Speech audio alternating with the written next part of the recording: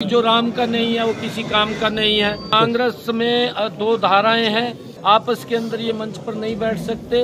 इनके अंदर आरोप प्रत्यारोप शुरू हो जाते हैं। नमस्कार, आप देख रहे हैं दैनिक साथी हरियाणा। कुरुक्षेत्र सांसद भाजपा प्रदेश अध्यक्ष नायब सैनी ने करनाल में आयोजित अनुसूचित जाति वर्ग के सम्मेलन में कुछ ऐसा कहा कि कांग्रेस व आम आदमी पार्टी में हड़कंप मच गया। कांग्रेस की ओर से भगवान रामलला प्राण प्रतिष्ठा कार्यक्रम में शामिल नहीं होने के ऐलान पर सैनी ने कहा कि जो राम का नहीं वह किसी काम का नहीं। वहीं आम आदमी पार्टी के वरिष्ठ नेता पूर्व कांग्रेस प्रदेश अध्यक्ष अशोक तंवर के भाजपा में शामिल होने के सवाल पर बीजेपी प्रदेश अध्यक्ष इशारों में बहुत कुछ कह गए। अब आपको दिखाते करनाल में आयोजित कार्यक्रम के दौरान भाजपा प्रदेश अध्यक्ष नायब सैनी ने तमाम सवालों के जवाब पर क्या कहा।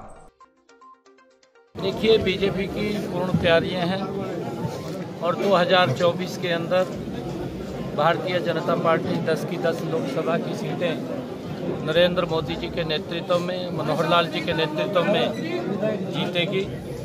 क्योंकि नरेंद्र मोदी और मनोहर लाल जी की सरकार ने, डबल इंजन की सरकार ने जो कार्य किए हैं, जो गरीब व्यक्ति तक योजनाओं का लाभ पहुंचाया है, गरीब के चेहरे पे जो मुस्कान लाने का काम इन दोनों सरकारों ने किया है, वो काबिले तारीफ है।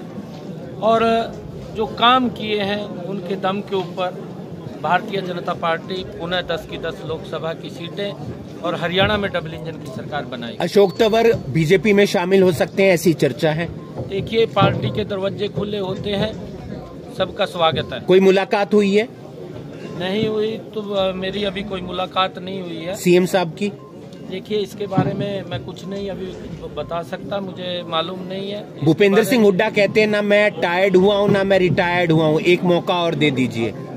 देखिए, भूपेंद्र हुड्डा, कांग्रेस को जनता ने एक मौका नहीं दिया, बार बार कई मौके दिए हैं और कांग्रेस 55 साल तक देश के ऊपर काबिज रही है। चुनाव के समय जरूर वो नारे देते थे कि गरीबी हटाएंगे, परंतु गरीबी कांग्रेस के पास आज तक नहीं हटी और भ्रष्टाचार को बड़ा बढ़ावा कांग्रेस की सरकार के अंदर मिला है। नरेंद्र मोदी जी ने आकर के गरीब की चिंता की है, गरीब तक वो योजना का लाभ पहुंचाया है। पहली ऐसी सरकार है कि जो गरीब के घर तक पहुंच रही है, गरीब तक लाभ पहुंचा रही है। परंतु कांग्रेस ने लगातार गरीब का वोट लेकर के उसका शोषण करने का काम किया है। नरेंद्र मोदी और मनोहर लाल जी की सरकार ने उसको मजबूत करने का। कांग्रेस में दो धाराएं हैं, एक धारा दूसरी दिशा के अंदर चल रही है, एक धारा दूसरी दिशा के अंदर चल रही है। आपस के अंदर ये मंच पर नहीं बैठ सकते। इनके अंदर आरोप प्रत्यारोप शुरू हो जाते हैं, दोनों के प्रति एक दूसरे के ऊपर कीचड़ उछालना ये शुरू कर देते हैं। ये जब आपस में इकट्ठा नहीं हो सकते, इनके पास संगठन नाम का कोई तंत्र नहीं है और जब इस प्रकार का तंत्र नहीं है तो प्रदेश को क्या दिशा देंगे। देखिए, राजनीति इन्होंने शुरू से की है। कांग्रेस ने जब राम मंदिर को लेकर के ये बात कही थी का ना राम है ना वो राम सेतु है ना रामायण है, इस प्रकार की बात उन्होंने एफिडेविट दे करके कही थी। और फिर उन्होंने राजनीति कांग्रेस कर रही है। फिर उन्होंने कहा अब ये जो निमंत्रण पत्र गया है, क्योंकि भगवान राम 140 करोड़ लोगों की देश की आस्था का वो केंद्र बिंदु है और जहां लोगों की आस्था होती है, जो उनकी समझ है।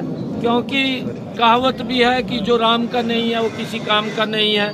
तो अगर इस प्रकार का उनकी भावना है तो वो भावना किसी काम की नहीं है। क्या भाजपा सांसद नहीं चाहते कि लोकसभा और विधानसभा चुनाव एक साथ हो? देखिए, चुनाव योग का विषय है, चुनाव योग जैसा भी दिशा निर्देश देगा उस दिशा में काम करेंगे। सांसद जो है नहीं चाहते? नहीं, देखिए ऐसा नहीं है, चुनाव योग का विषय है और चुनाव योग जो तय करेगा सरकार की पूरी तैयारी।